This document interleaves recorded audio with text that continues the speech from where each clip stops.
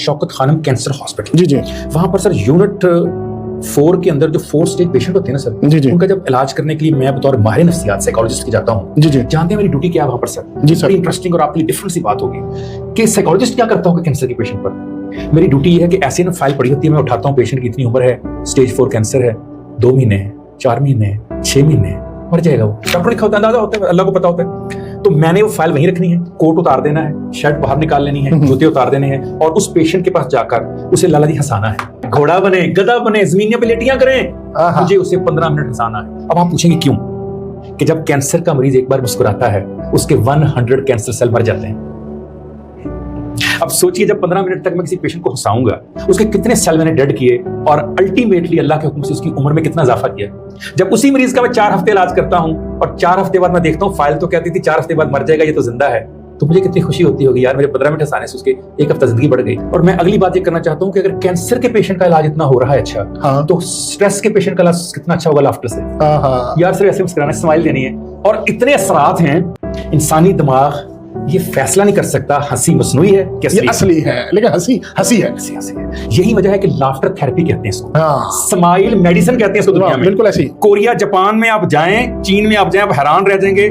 आप किसी पूछें खाला जी थोड़ी कितनी उम्र अंग्रेजी 92 91 102 वो 90 से कम मिलेगा कोई नहीं आपको पार्कों में। जब उनसे पूछते हैं वजह, तो वो एक ही बात करते हैं, वो कहते हैं एक्सरसाइज हम स्माइल करते हैं, लाफ्टर करते हैं। सर आपने देखा होगा ऊंचे ऊंचे हंस रहे होते हैं खड़े ऐसे, और हमारे पाकिस्तानी उनको देख के हंस रहे होते हैं, पागल हंसी जा रहे हैं। एक मैं आपको हाजिर सर्विस असिस्टेंट कमिश्नर का वाकया सुनाता हूँ। यही मोरालिटी एंड एथिक्स में पढ़ा रहा हूँ। अच्छा। तो वो ना हंस रहा है क्या सानू की दसन, व्हाई आर यू लाफिंग? मैंने कहा सर जी मैं एम असिस्टेंट कमिश्नर राजनपुर जनाब, जनाब दा बिल्कुल उसने देसी सराकी अंदाज में, जनाब एक गल कर रहा अगर बुरा ना मनाओ। मैं कहा जी करो। मैंने कहा जी बताइए।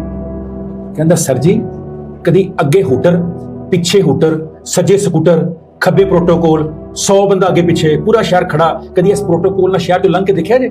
सारी मोरालिटी सारी एथिक्स विच रह जांदी जे। सानू पढ़ाण आए हो तुसीं, तुहानू पता एसी दे मजे किन्ने हुंदे ने ते डीसी दे मजे किन्ने हुंदे ने। अब क्या शुरू हुई क्लास में, मैं चुप करके बैठा। जब सारे ने कहा, मैं कहा बेटे आपने बात कर ली। मैंने कहा बेटा सुकरात, अब मैं बता रहा हूँ पढ़ाने का और बात करने का तरीका क्या। मैंने कहा बेटे आपने बहुत अच्छी बात की, बदकिस्मती से मैं उस प्रोटोकॉल को ज्वाइन नहीं कर सका जिंदगी में। हाँ एक मैंने किया, सुकरात बैठा था किसी का, वो दाल के साथ सूखी रोटी खा रहा था। डायाजीन्स आया जो कि सिकंदर आजम का सिपा सलार था। उसने आके यूं देखकर कहा सुकरात अगर आज तुम सिकंदर के दरबार में मेरी तरह अफसर होते तो सूखी रोटी के साथ दाल ना खा रहे होते। तो उसने आगे से क्या कहा? सुकरात ने आगे से कहा अगर आज तुम सूखी रोटी के साथ दाल खाना सीख जाते किसी बादशाह के गुलाम ना होते। मैंने कहा बेटे तुमने उस प्रोटोकॉल को तो एंजॉय किया, तुम किसी फकीर के पास बैठकर 2 मिनट दुआ लेते, तुम्हें इससे कहीं ज्यादा मजा आता जो तुम्हें उस प्रोटोकॉल में आता। तुमने कभी देखा ही नहीं आज तक, तुमने कभी गरीब बेवा की दुआई नहीं ली, तुमने किसी यतीम बच्चे की दुआई नहीं लेकर देखी।